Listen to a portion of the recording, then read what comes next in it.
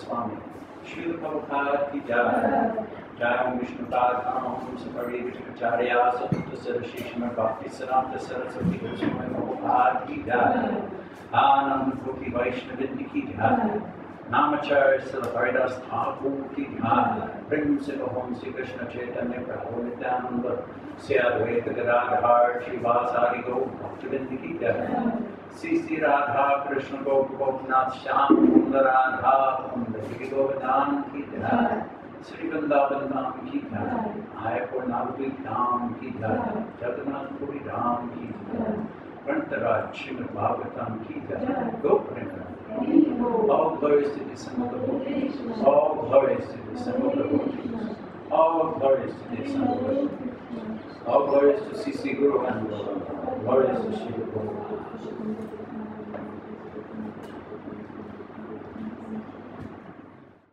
Om Namo Bhagavate Vasudevaya. Om Namo Bhagavate Vasudevaya.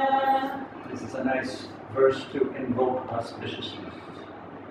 May the Supreme Lord, who is known as the son of Srimati Sachi Devi, be transcendentally situated in the innermost chambers of your heart.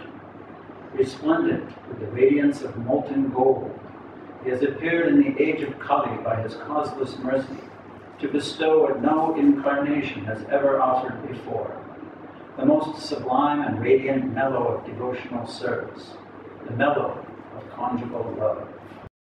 So basically what we've done is establish the atmosphere. What Sukadeva Goswami has done, he's established the atmosphere with the rising moon, beautiful forest. He described the udipanas, which were three: the time, the place, and the persons involved. The alambana, which is the support of love, which was Krishna's form. And pretty much all of that was a description of Krishna and how he is becoming inspired, and therefore nature is responding and creating an atmosphere whereby he can perform his pastimes. Now tonight we'll discuss the other side. What happened to the recipients who heard that flute? What was their response? How did they interact? What did they do when they heard this flute? This is from Krishna book. Immediately upon hearing the vibration of the flute, all the gopis left their respective engagements and proceeded to the spot where Krishna was standing. While they ran very swiftly, all their earrings swung back and forth. Thus they rushed toward the place known as Vamsivat. Some of them were engaged in milking cows, But they left that milking business, half finished, and immediately went to see Krishna. One of them had just collected milk and put the milk in a pan on the oven to boil. But she did not care whether the milk overboiled and spilled. She immediately left to go see Krishna. Some of them were breastfeeding their small babies, and some were engaged in distributing food to the members of their families.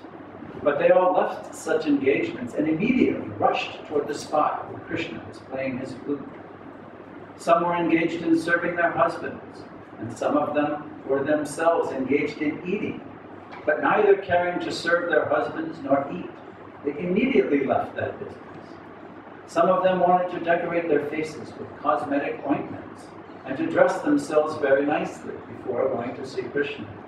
But unfortunately, they could not finish their cosmetic decorations, nor put on their dresses in the night in the right way because of their anxiety to meet Krishna immediately. Their faces were decorated hurriedly and were haphazardly finished. Some even put the lower part of their dresses on the upper part of their bodies and the upper part on the lower part.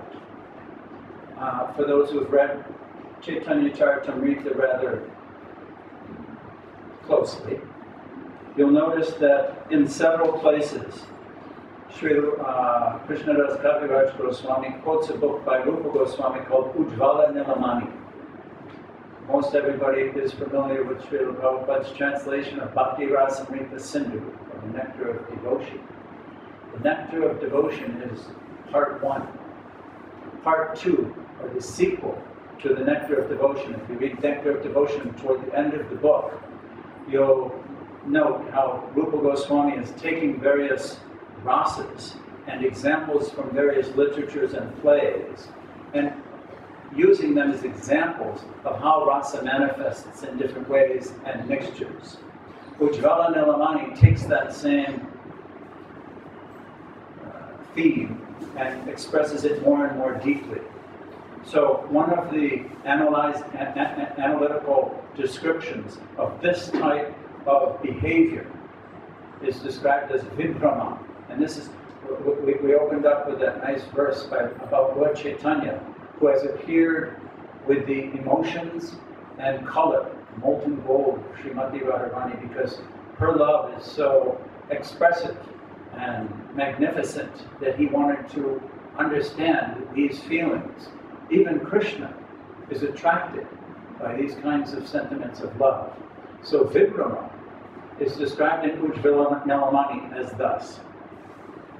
Hastily preparing to meet her lover, the bewildered heroine may place her necklace, flower garland, and other ornaments in the wrong places. This is called Vibhrama. You might remember that one of the 4 kinds of defects in a conditioned soul is called Brahma. It's not Lord Brahma, B-R-A-H-M-A. It's B-H-R-A-M-A, Brahma. It means illusion. So Vibhrama is a spiritual sentiment whereby a woman, a heroine, is so enthusiastic to meet with her lover that she becomes bewildered and can't even ornament herself or dress herself properly. While all the gopis were hurriedly leaving their respective places, their husbands, brothers, and fathers were all struck with wonder to know where they were going. All of a sudden the sun's going down, she's feeding the babies, she's milking the cows, she's feeding the family. Out the door, she just drops everything. And naturally, everybody in the family is wondering, what are you doing? All their guardians forbade them. Being young girls, they were protected, either by husbands, elderly brothers, or fathers. All their guardians forbade them to go to Krishna, but they disregarded them. When a person becomes attracted by Krishna and is in full Krishna consciousness, he does not care for any worldly duties, even though they are very urgent. Krishna consciousness is so powerful that it gives everyone relief from all material activities. Srila Rupa Goswami has written a very nice verse wherein one gopi advises another. My dear friend, if you desire to enjoy the company of material society, friendship, and love, then please Don't go to see that smiling boy Govinda who is standing on the banks of the Jamuna and playing his flute, his lips brightened by the beams of the full moonlight. Srila Rupa Goswami indirectly instructs, though, that one who has been captivated by the beautiful, smiling face of Krishna has lost all attraction for material enjoyments. This is a test of advancement in Krishna consciousness.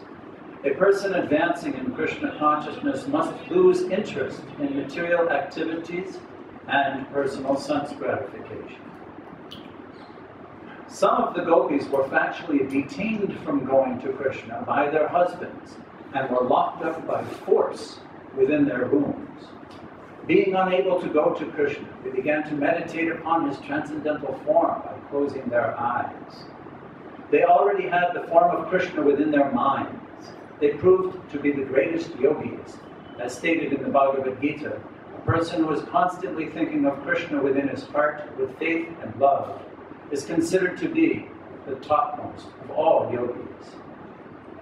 Actually, a yogi concentrates his mind on the form of Lord Vishnu. That is real yoga. Krishna is the original form of all Vishnu tattvas. The gopis could not go to Krishna personally, so they began to meditate upon him as perfect yogis.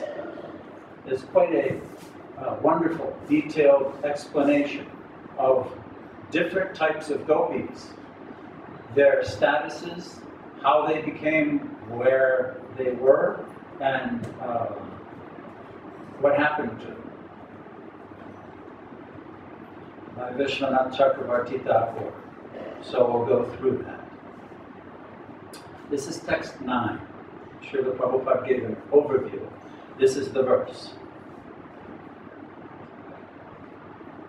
Actually, we'll go back to text 8 because it has a nice explanation. Their husbands, fathers, brothers, and other relatives tried to stop them, but Krishna had already stolen their hearts. Enchanted by the sound of his flute, they refused to turn back. Purport.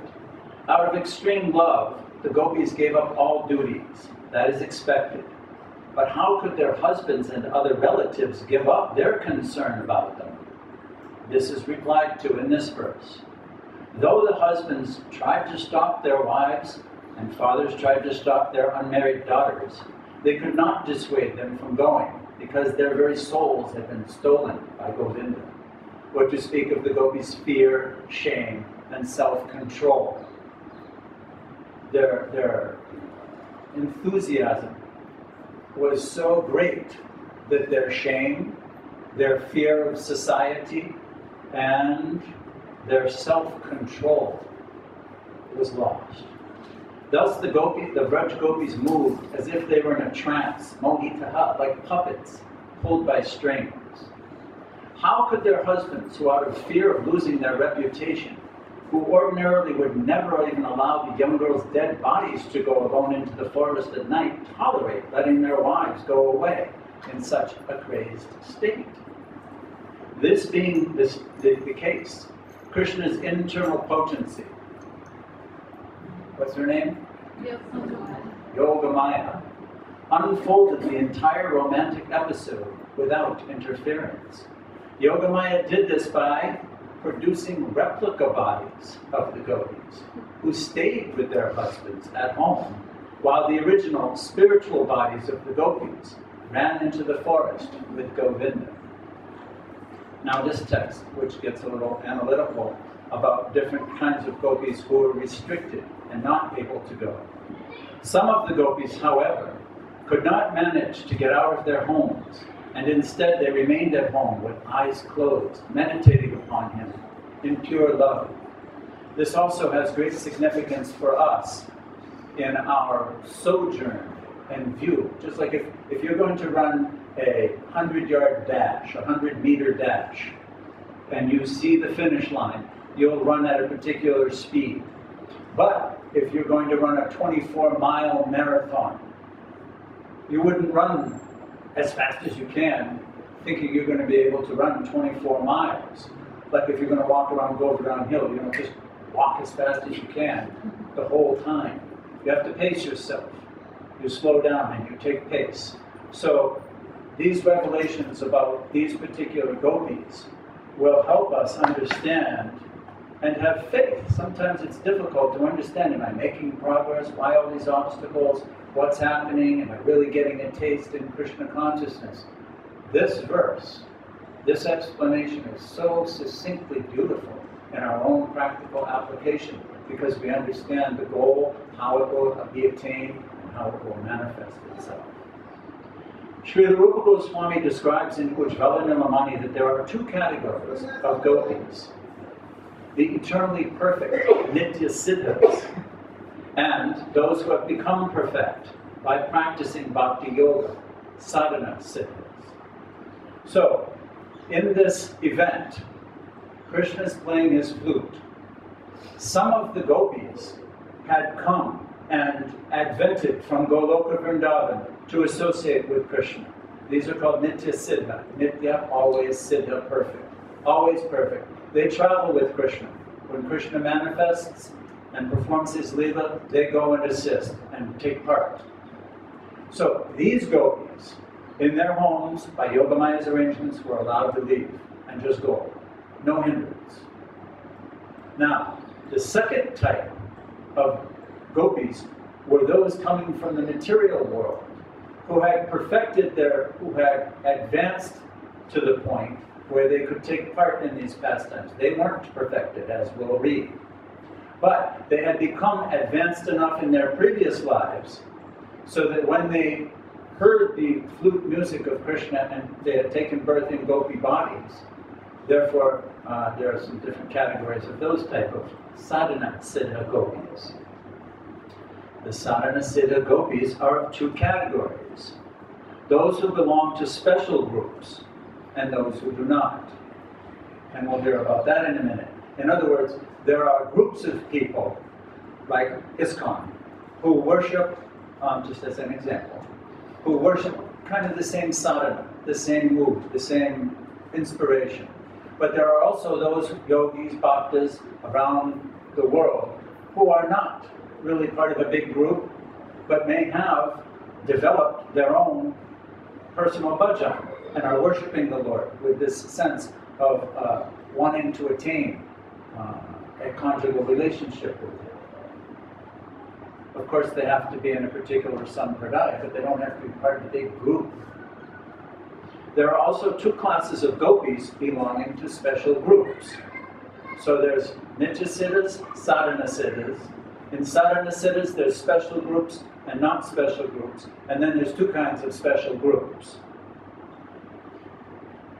The two types of special groups are Shruti-charis, who come from a group of personified Vedas, and Rishi-charis, who come from a group of sages who saw Lord Ramachandra at Dandakaranya forest.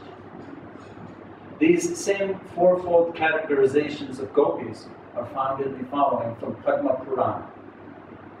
It is understood that some of the gopis are personified Vedic literatures, while other are reborn sages, daughters of cowherds, or demigod maidens.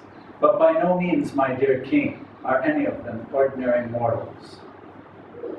Here we are informed that although the gopis appeared to be human cowherd girls, actually they were not. Thus the contention that they are mortals is refuted.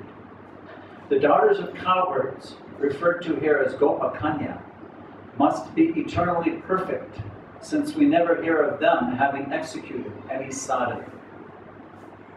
Their apparent sadhana of worshipping the goddess Katyayani in the role of gopis merely manifests their manner of playing like human beings. The Bhagavatam narrates the account of this worship only to show that they had fully taken on the role of ordinary cowherd girls. That the Gopakanya gopis are actually Nitya Siddhas, eternally perfect devotees, is established in various statements, such as Brahma Samhita. Anybody know Brahma Samhita? This verse, Ananda Chinmaya Rasa Pratipavita Vid.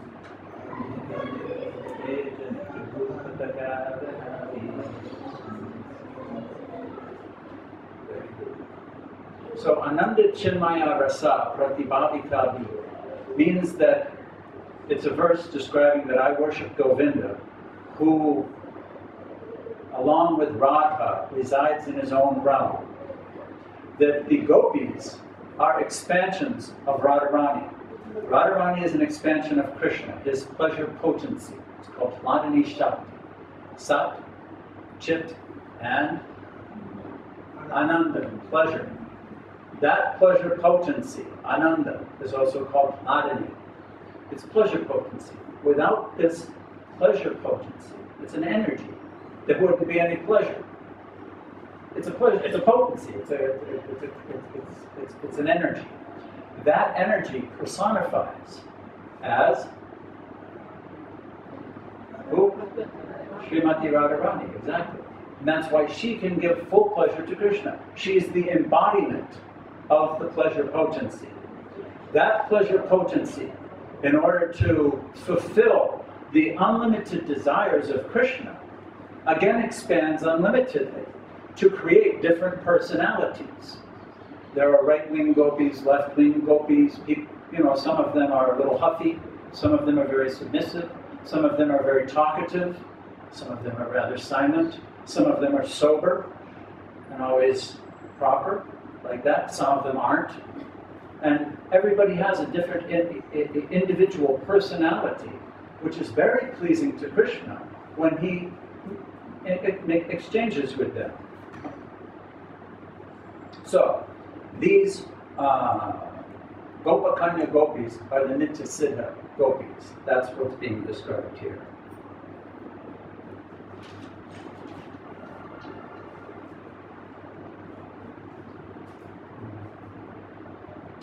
Rishicharis. Oh, this is a sign of the Siddha.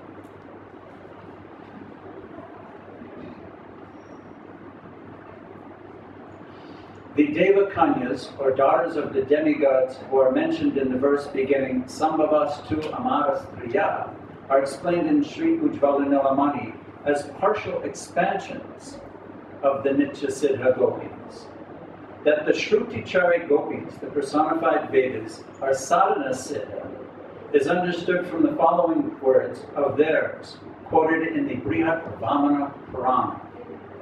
This is the personified Vedas. Everybody's read Krishna book towards the end. Prayers by the personified Vedas. These are people who have embodied Vedic books. And the personified Vedas are many, just as the Vedas are. But there are some who realize that the essence of all those Vedas is to attain this sublime consciousness or reciprocation of conjugal love, Harakiya Rasa, with Krishna. Thus, they perform bhajan, they perform their worship, they desire to enter into that relationship with the Lord. So they say, since we have seen your face, which possesses the beauty of millions of cupids, our minds have become lusty after you like those of young girls, and we have forgotten all other allurements. We have developed the desire to act towards you, as do the gopis who dwell in your transcendental planet, and who manifest the nature of Cupid by worshipping you with the idea that you are their paramour. So everybody, who can name the 5 different rasas? Okay. Shankaras, Madhurya is the highest. Just like now we have one Maharaj, Bhakti, Madhurya Govind Maharaj. Then Vatsalyaras, Yashoda Maharaj, Nanda Maharaj. Saksharas, and Dasyaras, which is Prabhupada is the highest in this world. It's easiest to describe these in a more elevated, in a categorical elevation. Shantaras means to worship Krishna without much interaction, like cows or trees or birds. They're creating an atmosphere by their presence, by their nature, with the desire to please the Lord, but there's not real direct service so much. The next stage or next level up in the rasas would be servant. the servants, Raktaka and Chitraka, and one of the examples given, where they perform menial services for the Lord. Some people, souls, want to relate with Krishna in even more friendly terms, Sakya Rasa, where they become friendly with Krishna, like the cowherd boys. Then there's Vatsalya, which is, it's a beautiful description in Chaitanya Charitamrita. It's like cooking sugarcane juice. It's all sugarcane juice. First, when you grind the sugarcane, you get the liquid. And as you cook the liquid, the impurities go out and it becomes thicker and thicker and thicker. So if someone has a friendly relationship with Krishna, but also wants to protect him, then a Vatsalya Bhava, parental type of mellow begins to develop. As that sweetness thickens. And then finally, there's the conjugal, Madhurya Rasa, the conjugal relationship with the Lord as between the love and the beloved, the male and the female. But even in that conjugal Madhurya Rasa, there are two different categories. Does anybody know what those are? Parakeya and Svakiya. Exactly. Svakiya means married, like the queens of Dwarka. When they're married with Krishna, everything is proper according to social custom. So they feel very comfortable with Krishna in all circumstances where a wife would feel comfortable with her husband. But the Parakeya Rasa has an added spice, an added flavor of social abnormality. One has to, one like is going to get in trouble if they get caught. It's not accepted in social behavior. So in relating with Krishna, the person who wants to relate with Krishna like that has to cross over and break the bonds of that restriction, which we're seeing these gopis are doing. Now, we read about those were the Muni, those were the Shruti-charis, the personified Vedas.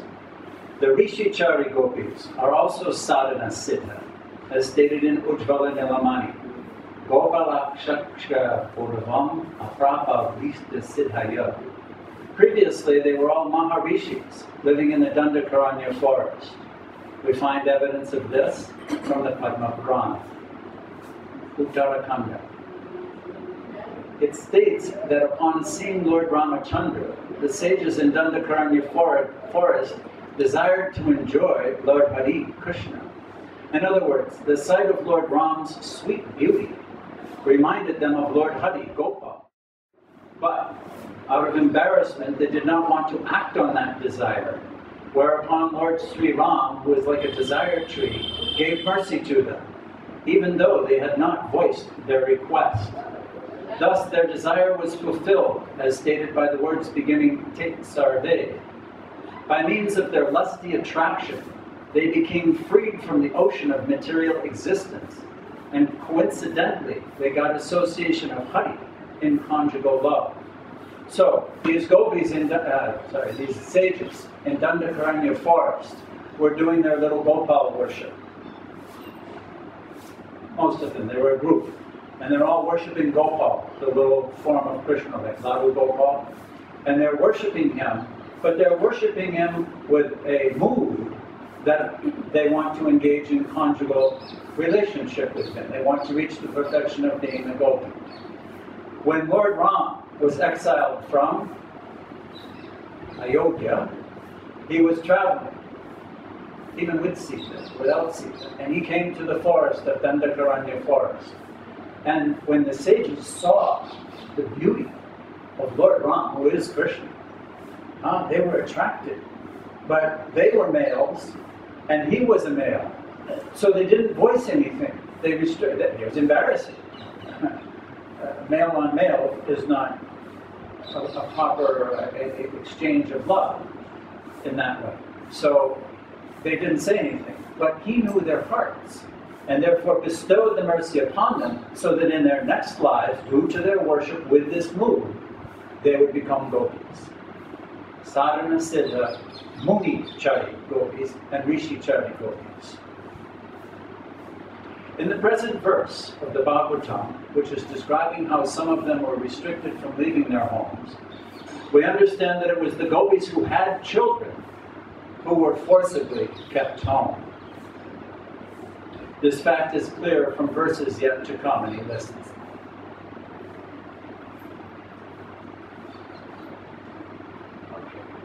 Upon seeing the sweetness of Lord Ram, the sages who were worshippers of Lord Gopal immediately became elevated to the pure platform of spontaneous devotion, automatically reaching the stages of Nishta, Ruchi, Ashakti, and Bhava.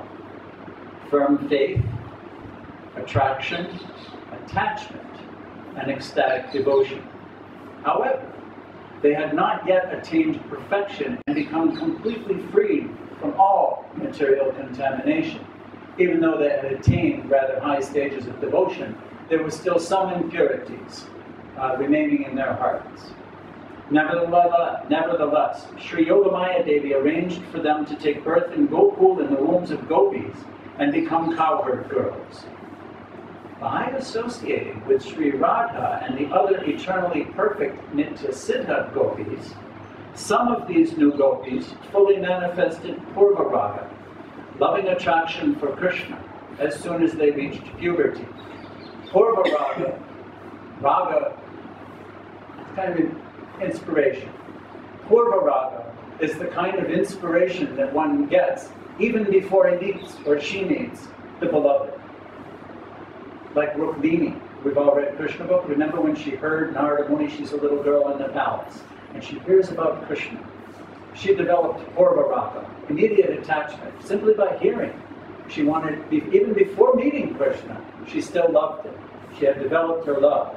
So some of the Sadhana Siddha Munichari gopis, who had been rishis in Dandakaranya, had attained a stage that when they reached their puberty, automatically their Purva Raga became inflamed.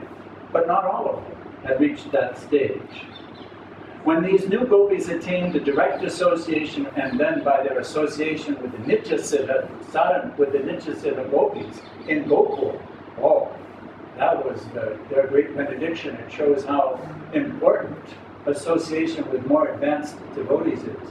The other day in Vaishastika, Prabhu was speaking so nicely about how anyone becomes attracted by the people he or she associates with by what they're interested in. It's natural. It's a natural condition. So these girls were associating with the sadhana, with the Nitya Siddha associates of Krishna gopis. Naturally, they became so enthused to meet him and love him. When these new gopis attained the direct association of Krishna, all their remaining contamination became burned up, and they achieved the advanced stages of prema, sneha, and so on. Even though they were in the company of cowherd husbands, by the power of Yogamaya, these gopis remained unsullied by sexual contact with them. Rather, they were situated in purely spiritual bodies that Krishna enjoyed. On the night they heard the sound of Krishna's flute, their husbands tried to stop them, but by the merciful assistance of Yogamaya, the Sadhana Siddha gopis were able to go forth to their beloved together with the Nitya Siddha gopis. Other gopis, however, because of not getting the good fortune of associating with Radharani and the other Nitya Siddha gopis, had not achieved the stage of prema, so their contamination was not completely burned away. They enjoyed intimately with their cowherd husbands and gave birth to children.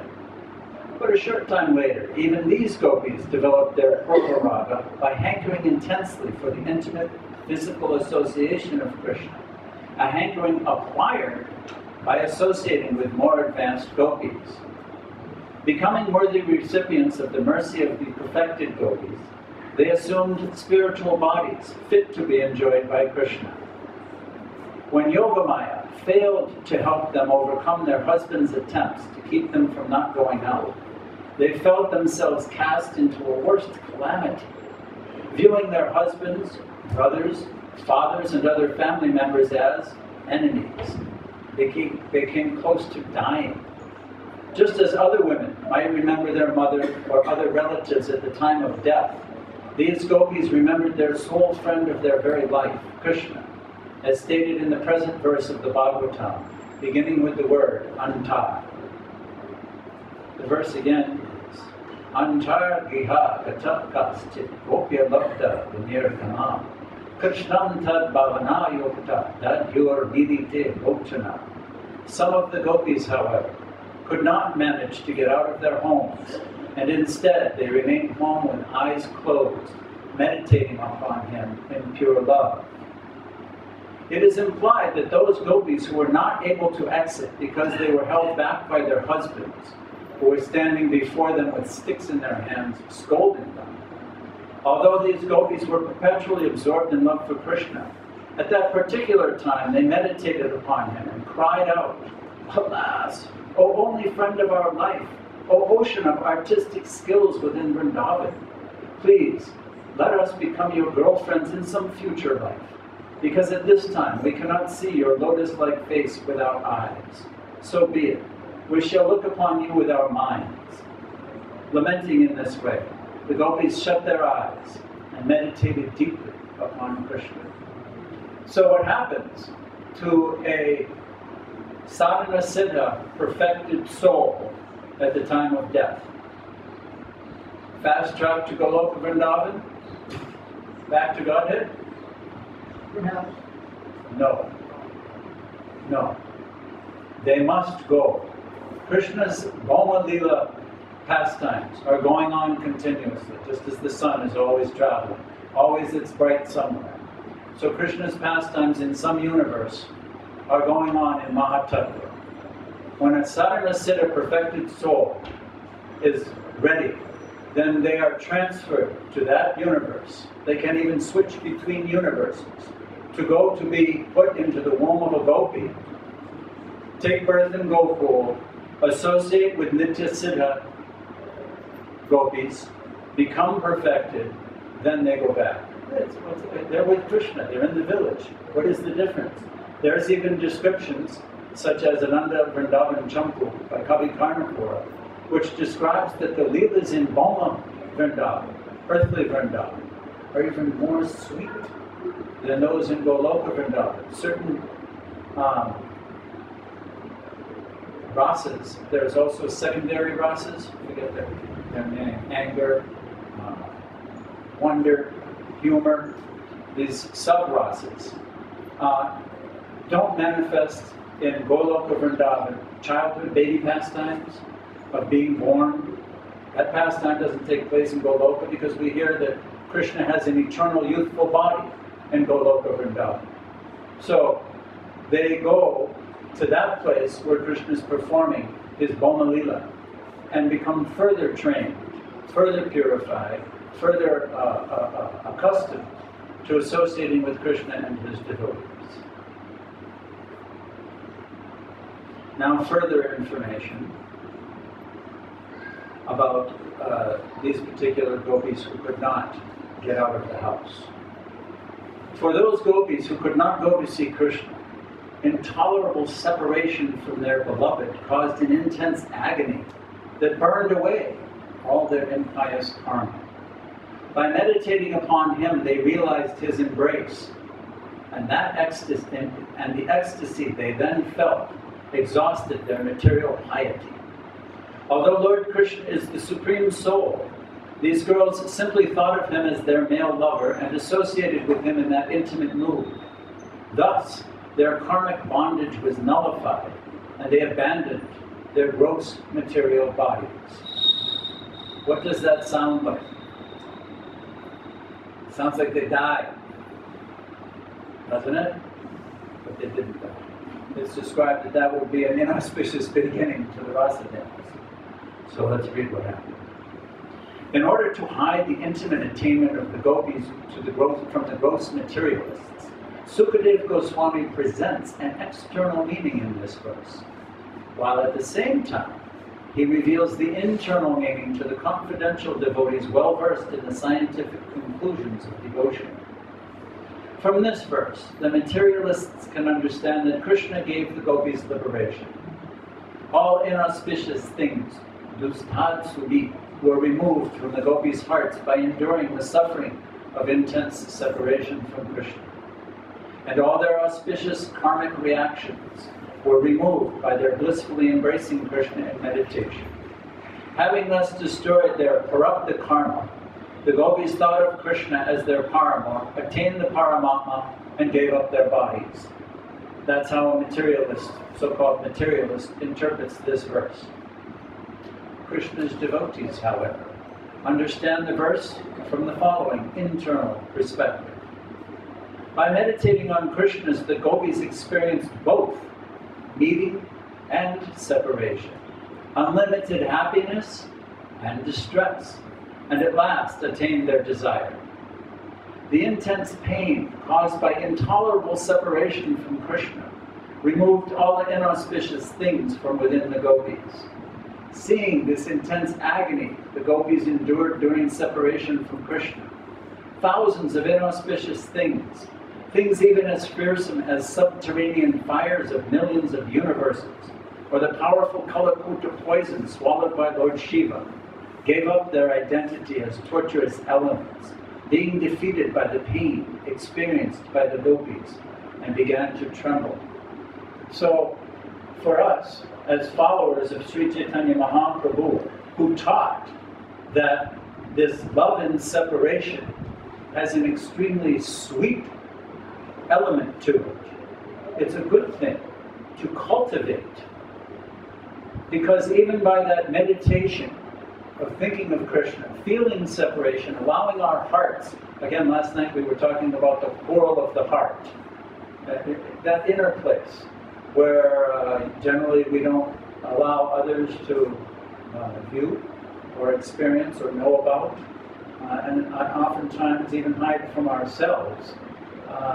We're being encouraged to open that, look inside, allow Krishna, allow our feelings of pain, of separation to manifest, because indeed they are sweet. And as we'll see, by that meditation, Krishna manifests. When the gopis meditated upon Krishna, he manifested personally before them. Now, endowed with the appropriate identity and mood, the gopis experienced infinite bliss by embracing the astonishing transcendental body of Achyuta, which was full of transcendental love for them. That joy made their good fortune, both material and spiritual, seem insignificant. In other words, seeing the extreme bliss generated by the gopis by embracing Krishna through meditation, all the sensual pleasures found in millions of universes, and even the super-sensory pleasure of spiritual bliss, Brahmananda, became withered, inferior, and insignificant.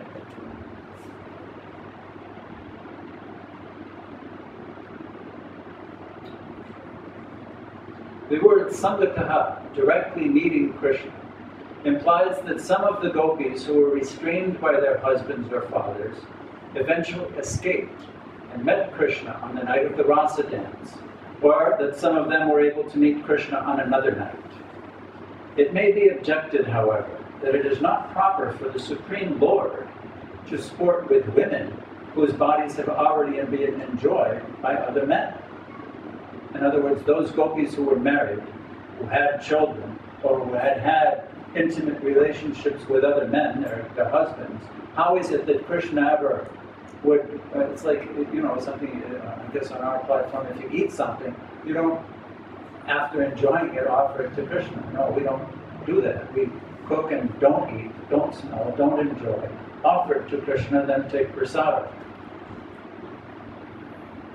This objection is replied to by the words beginning Juhu, gave up.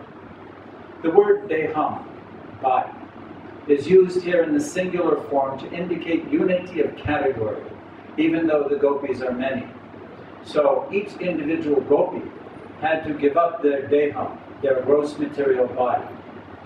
Some authorities say that by the power of Yoga Maya, the gopis' bodies disappeared in a way no one noticed. Others say that the body referred to in this context is the inferior body, composed of the modes of material nature. Thus, by the predominance of the adjective Gunamaya, it is understood that before the gopis heard the sound of Krishna's flute, their bodies had been twofold, material and spiritual. But upon hearing the flute, they gave up the material bodies which their husbands had enjoyed. In this regard, and this refers to all of us, in this regard the following should be considered. When a devotee practices devotional service under the shelter of a bona fide spiritual master, they engage their ears and other senses in acts of pure devotion by hearing and chanting about Krishna, remembering him, offering obeisances, and personally serving his deity forms. Thus, the devotees make the Lord's transcendental qualities the objects of their senses, as stated by the Lord, Nirgunam Mat Apasraya. The devotees who take shelter of Krishna transcend the modes of material nature. So, those devotees who are performing sadhana, worshipping the deity, engaging in service to other devotees, are engaging in transcendental activities, right? Yet, sometimes the devotees take as their sense objects mundane sounds and tastes. And that is that spiritual? If a devotee is like fully engaged in devotional service all the time, but then does something and engages their senses in something material, is that still spiritual? No, but I'm a devotee.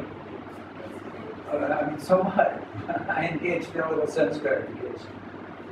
Is that spiritual or is that material? Material. Material? Let's see.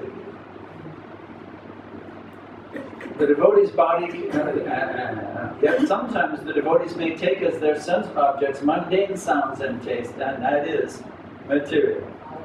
Thus, a devotee's body can have two aspects: transcendental, nirguna, and material, gunamayam. This is what's called mixed devotional service. We're mixing. Sometimes devotional service, sometimes enjoyment, sometimes material, this, that, and the other thing. Beautiful explanation here. According to one's level of devotional service, to that degree, the transcendental aspects of one's body become prominent, and the material aspects diminish. This transformation is described in the following verse from the Srimad Bhagavatam 11:2-42. Bhakti parisana yogya vir anyatra chaisatri ekakala prapadyamanasya yadansnatasyus tusti pushti kshud apayonubusyam.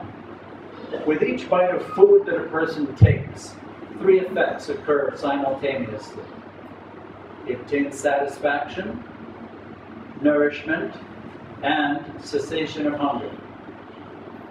Similarly, surrendered souls engaged in bhajan simultaneously experience three effects: the awakening of bhakti aimed at prema, direct manifestation of the Lord's beloved form, and detachment from material objects. So just as one eats, one is hungry, that's why one eats. So when one eats, what happens? That hunger, as one eats, becomes dissipated. Plus one gets nourishment. Plus one enjoys the taste of the food.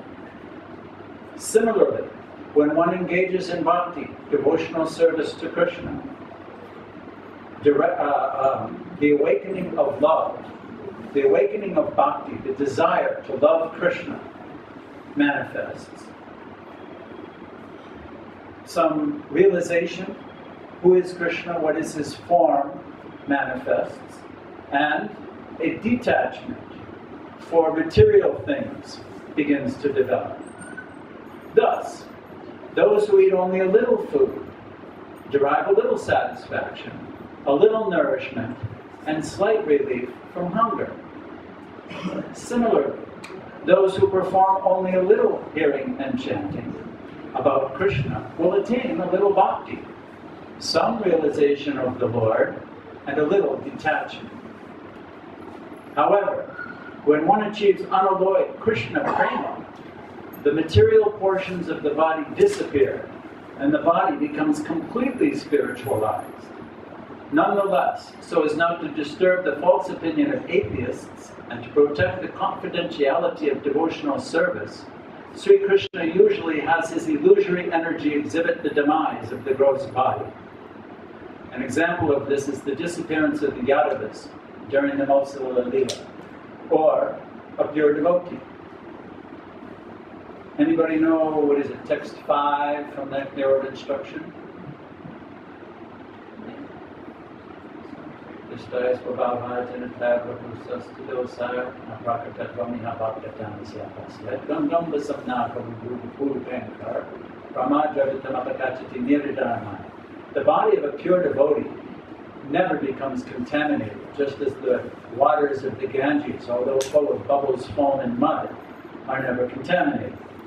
So, a person who has attained Sura Bhakti, a pure devotee, whether a Nitya Siddha or a Sadhana Siddha, their body is completely spiritualized. So the question may be raised with this example, why does one exhibit death? Srila Prabhupada, right in this house. How did it happen? Why didn't he just, get on the airplane like in the movie Tukaram and go back to Goloka? The answer is given here in order to hide the confidentiality of bhakti. Krishna manifests this, just like with the example is all the Yadavas. The Yadavas were Krishna's associates, come to perform their Leela with him. But he had that fight where they all so-called killed each other. Even he left something when that hunter shot him in the foot. So he does this to bewilder materialists.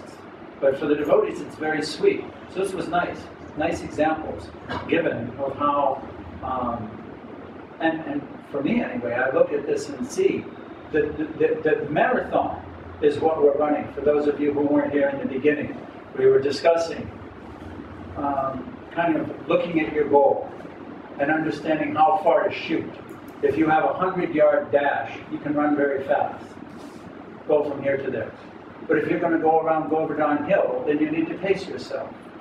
So when I read this, and I read about what's going to happen, and I come across obstacles, or I see myself victimized by different things, I understand that I should be serious and sincere enough to deal with them, go beyond them, try to become freed from them, but not let the thing become such an obstacle that it hampers my enthusiasm.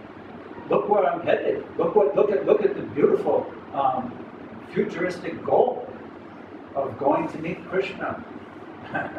What does the things of this world become pale in comparison, whatever they may be? It gives us a nice outlook toward that, and then our own bhajan, our own application as individuals to the process. If you eat a little bit, if you're super hungry, and you take a Harley biscuit, a milk vicky, you're not going to get very satisfied. You need to sit down and eat a meal. Similarly, as our soul, as our inner voice hankers for spiritual development, we can become enthusiastic to give up the things, to go, attend more rounds, hear more, associate more with devotees, do more spiritual things that will replace our natural, just like the food. All these things happen simultaneously, all the spiritual experiences happen.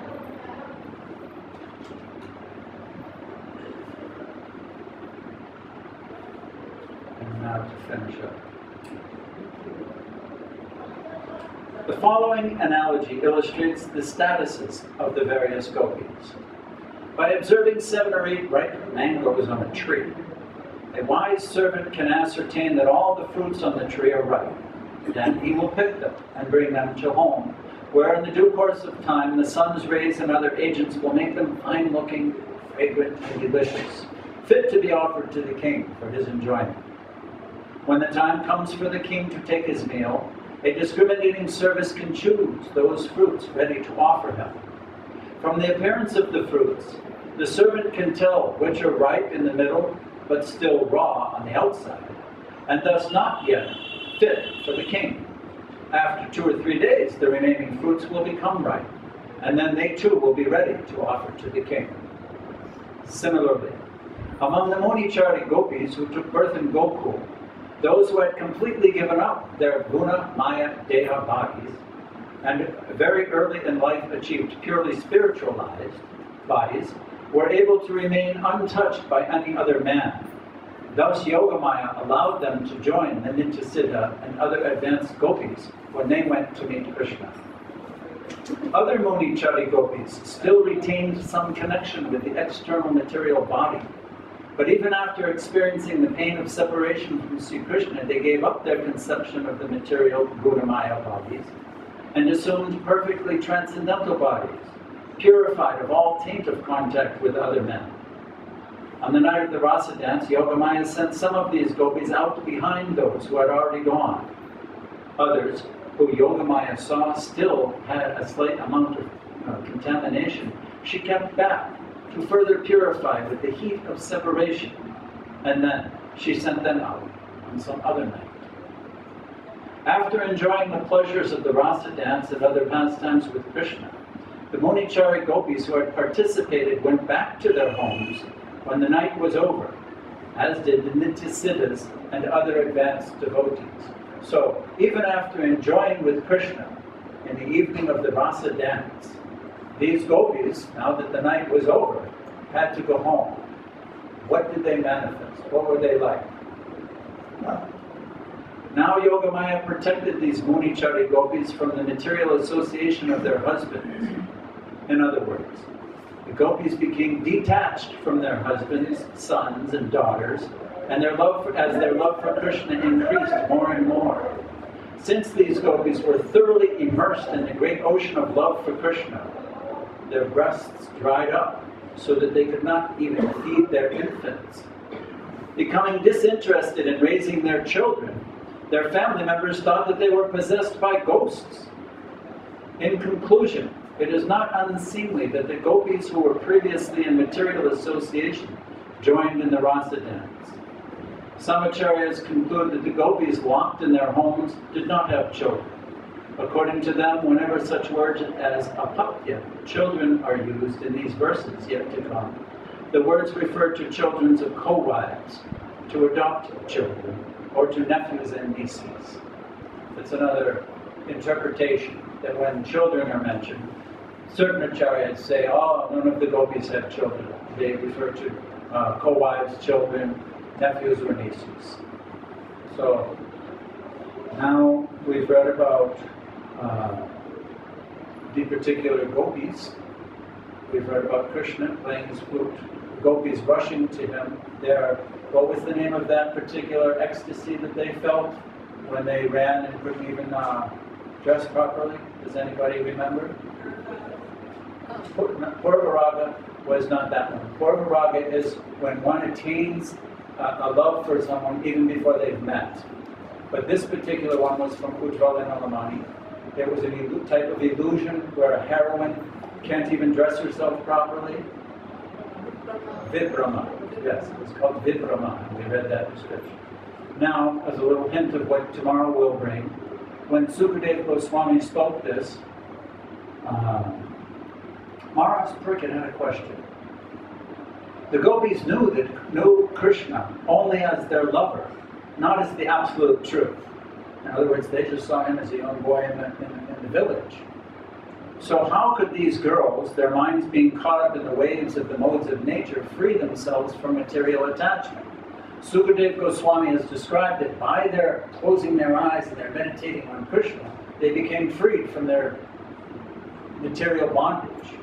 So Sukadeva Goswami, Maharaj Prabhu heard this, and he said they weren't even aware that Krishna was God. They just thought he was a good-looking boy in the village. So how simply by meditating on him like that did they become free completely from their material bondage? And we'll discuss that tomorrow. Srimad Bhagavatam ki jai. Srimad Bhagavatam ki jai.